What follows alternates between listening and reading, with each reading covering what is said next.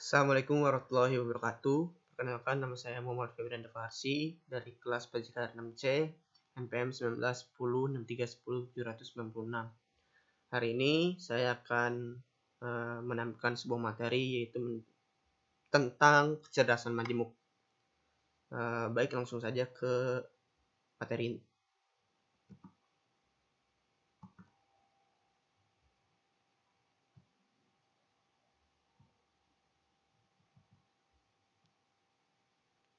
Nah,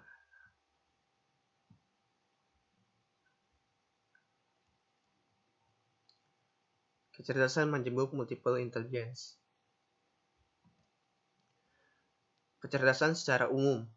Manusia memiliki kecerdasan secara umum.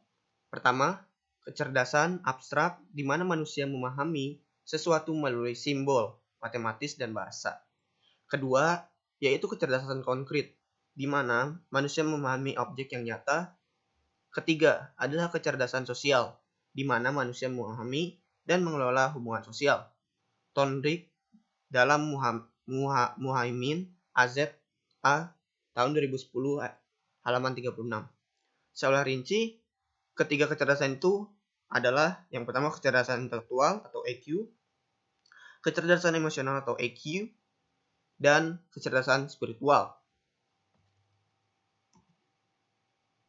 Kecerdasan intelektual atau bisa disebut EQ, kemampuan potensi manusia mempelajari suatu dengan berpikir, logika, dan verbal.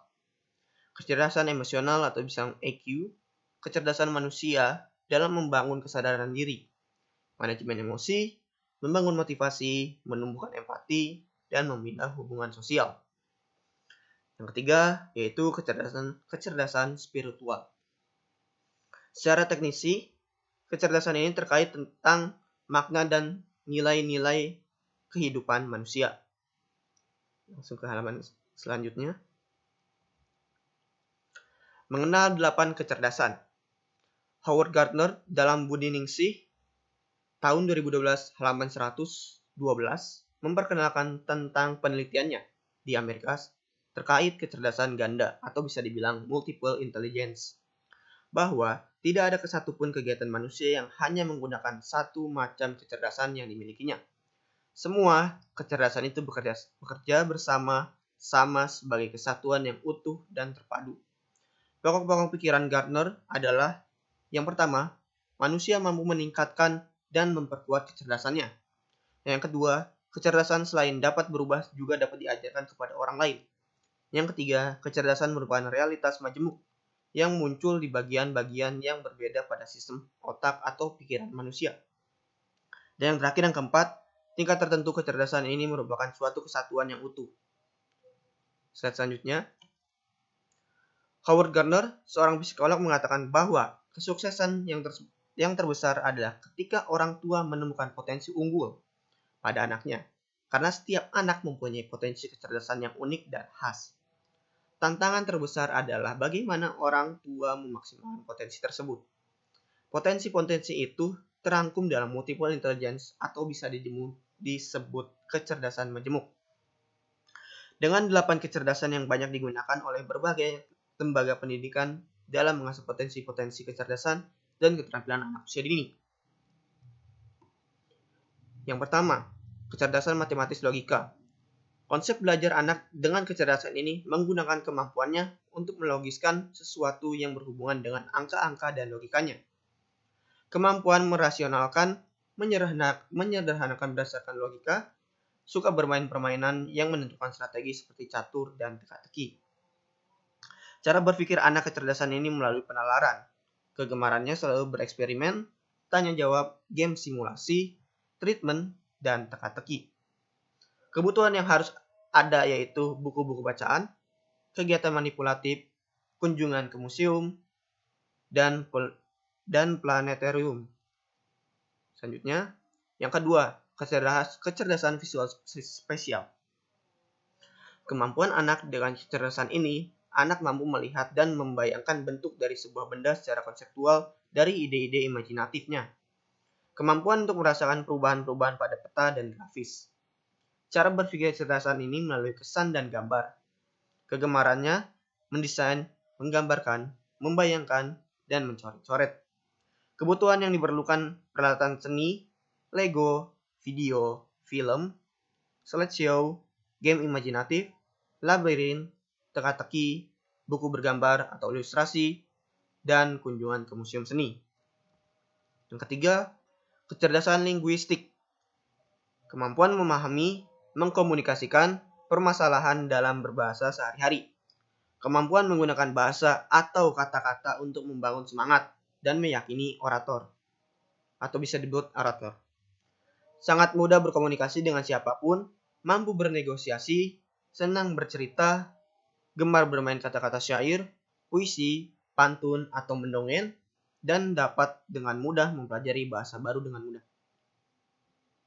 Cara berpikir kecerdasan ini melalui kata-kata atau bahasa baik lisan maupun tulisan.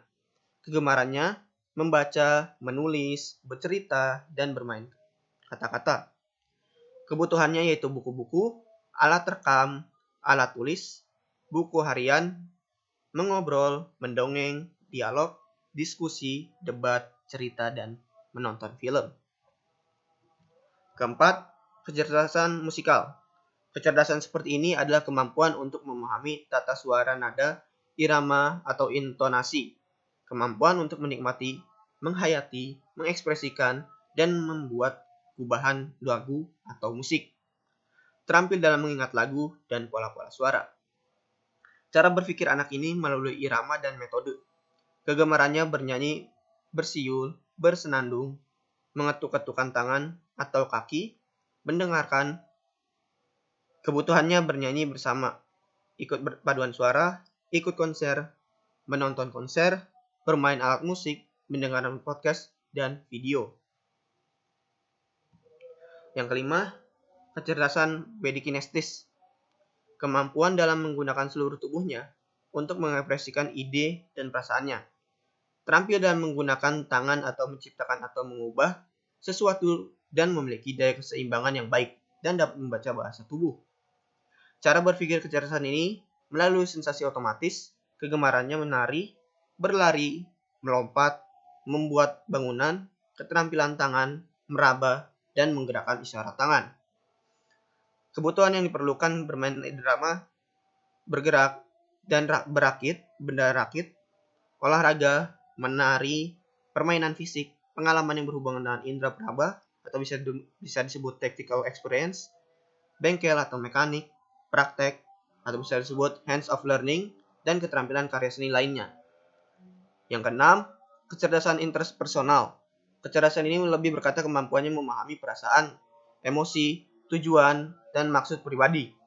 Kemampuan dalam motivasi diri, kedisiplinan, kekuatan, dan membangun kepercayaan diri. Kemampuan akan berencana dan manajemen diri. Cara berpikir kecerdasan ini berhubungan dengan kebutuhan, perasaan, dan cita-citanya. Kegemarannya menyusun tujuan, bermeditasi, melamun, merencanakan, dan merenung. Kebutuhannya adalah tempat-tempat sunyi dan rahasia, lebih banyak waktu untuk menyendiri, proyek individual, kegiatan yang direncanakan sendiri, dan senang berbagi pilihan. Yang ketujuh, kecerdasan interpersonal. Kecerdasan ini adalah kemampuan memahami orang lain, mengatasi perbedaan dengan orang lain, mampu mengatasi konflik dan bisa bekerja sama dengan orang lain, mempunyai kemampuan untuk mempersepsikan, membedakan suasana hati, maksud dan perasaan orang lain. Cara berpikir kecerdasan ini yaitu dengan cara melemparkan gagasan kepada orang lain, kegemarannya, memimpin, mengorganisir, menghubungkan, atau disebut mediator, menebarkan pengaruh, berpesta, dan mengobrol. Kebutuhannya yakni banyak teman, bermain kelompok, pertemuan sosial, perlombaan, persiapan sosial, magang, dan organisasi. Yang terakhir ke-8, kecerdasan naturalis. Kemampuan untuk memahami, menghubungkan, dan mengkategorikan spesies, flora, dan fauna, dan kejadian-kejadian di lingkungan dan kegiatan observasinya. Peka terhadap fenomena alam dan mempunyai sikap peduli lingkungan. Cara berpikir kecerdasan ini melalui alam dan pemandangan alam. Kegemaran bermain binatang piaraan, berkebun, meneliti alam, memelihara binatang, peduli pada lingkungan. Kebutuhannya, akses ke alam, interaksi dengan tumbuhan dan binatang, berkebun, memelihara binatang, peralatan bercocok tanam, hiking, pecinta alam, dan mendaki gunung.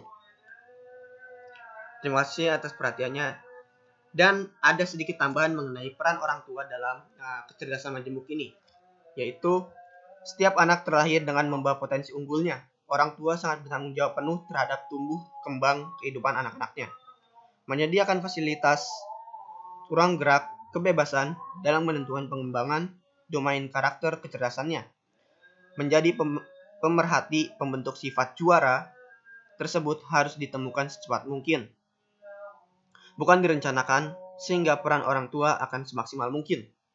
Orang tua segera memetakan langsung di mana potensi unggul sang anak tersebut.